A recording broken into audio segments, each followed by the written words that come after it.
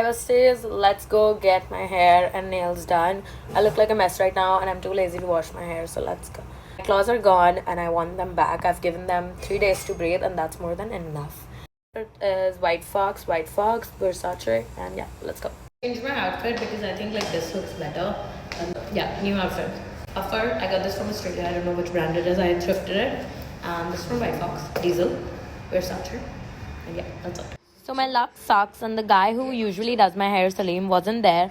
But this guy kind of did it well, I guess. But I'm too loyal to people who do my hair. But yeah, I liked his blowout also. Then I went to go get Starbucks.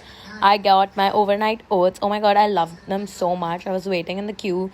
I forgot to order coffee, the main most important thing. I ordered a hot flat white, and the weather was literally so fucking hot. The icing on the cake was that my nail salon's power went out, so I had to take my nail tech home with me, and then he did my nails at home. And yeah, they're just literally